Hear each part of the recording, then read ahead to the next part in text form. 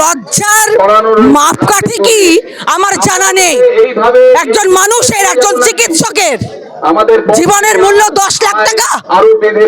লজ্জা করে না, লজ্জা করে না। কিভাবে কিভাবে মানুষের জীবনের মূল্য একজন লোক নির্ধারিত করতে পারে? লজ্জা করে না। প্রত্যেকটি মানুষের জীবনের মূল্য, যাদের বড় হওয়ার পিছনে, যাদের বেঁচে থাকার পিছনে তাদের কোনো হাত নেই, তারা মানুষের জীবনের মূল্য নির্ধারণ করছেন এইভাবে। লজ্জা করে না। কে অধিকার দিয়েছে ওনাকে মানুষের জীবনের মূল্য নির্ধারণ করার? কে অধিকার দিয়েছে তাকে? মানুষের জীবনের মূল্য নির্ধারণ করবেন উনি? ছি, ওনার লজ্জা করা উচিত এবং ওনার অনেক আগেই পদত্যাগ করা উচিত ছিল। আজকে কি পিছু ছাড়ার দিন? পিছু ছাড়ার দিন নয়। এর পিছনের কারণ কি? ওই মেয়েটিকে, ওই চিকিৎসককে, বিশেষজ্ঞ চিকিৎসক হতে চলা ফুলের মতো নিষ্পাপ এই মেয়েটিকে কর্তব্যরত অবস্থায় কি কারণে হত্যা করা হলো, কি কারণে ধর্ষণ করা হলো, যতক্ষণ না সাধারণ মানুষ জানতে পারবে, কিন্তু সাধারণ মানুষ ছাড়বে না। আমরা বারবার বলছি, ভয় দেখাবেন না। মিছিলের পরিধি বাড়বে, জমায়েতের পরিধি বাড়বে, গ্রাম থেকে শহর মানুষ বিক্ষোভে ফেটে পড়বে, রোষান হলে পড়তে পারে আপনারা। ফলে ভয় না দেখিয়ে বিচার করুন।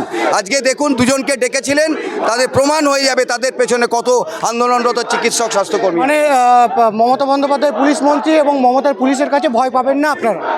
কোথায় ভয়? এটা ভয় মনে হচ্ছে, ভয় দেখানোর চেষ্টা করছিল, তাতে মিছিলের চেহারা কয়েক গুণ বেড়ে গেছে।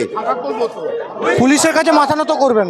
নিশ্চয়ই নয়। যে পুলিশ হচ্ছে ওই ভাঙচুর সামলাতে না পেরে লুকিয়ে পড়ে নার্সদের ঘরে, তাদেরকে আবার ভয় পাওয়ার কি আছে? কোনো ভয় পাওয়ার কিছু নাই। চলছে এতদিন ধরে কর্তব্যরত অবস্থায় এই যে চিকিৎসক যেভাবে ধর্ষিতা এবং খুন হয়েছেন, তার পিছনের কারণ কি? তার পিছনে কে কে যুক্ত আছে এবং কি কি কারণ আছে, তা সর্বজনসমক্ষে এটা নিয়ে আসার দরকার আছে। সমস্ত মানুষ আজকে দাঁড়িয়ে এই কথা জানতে চাইছে। এই যা চলছে, যেভাবে মানুষের কণ্ঠ রোধ করা হচ্ছে, তার জন্য আমরা বলছি আজকে শাসক ছাড়ো নোংরামো। শাসককে নোংরামো ছাড়তে হবে, আমাদেরকে সত্য জানাতে হবে, প্রত্যেকটি মানুষকে সত্য জানাতে। মানুষের বুঝতে বাকি আছে নাকি? একদম প্রথম থেকেই তো বোঝা যাচ্ছে যে পুলিশ তথ্য প্রমাণ লোপাট করছে।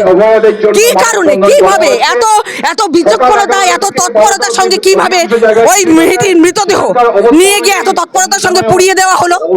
কেন অপেক্ষা করা হলো না তাদের কলিগদের জন্য, তাদের বন্ধু বান্ধবের জন্য, সাধারণ মানুষের জন্য? কি কারণ? একদম একদম অপেক্ষা করা উচিত ছিল। বই পুলিশের মেয়েরা বড় হচ্ছে না? ওই উর্দিটাকে তো আমরা সম্মান করি। ওই উর্দিটা ধারণ করার আগে তাদের কোনো স্বপ্ন থাকে না যে সাধারণ মানুষকে তারা রক্ষা থেকে সুরক্ষা দেবে? তাদেরকে দেখে তো আমরা সুরক্ষিতভাবে রাত্রিবেলা ঘুমোতে পারবো। আজকে কি সেই অবস্থায় আমরা দাঁড়িয়ে আছি? আমাদের কণ্ঠ বেরোলে, আমরা কথা বললে আমাদের ভয় করে। কেন ভয় করবে? আমরা তো সাধারণ মানুষ, আমরা বাঁচতে চাই। তো আমাদের সুরক্ষার দায়িত্ব তাদের।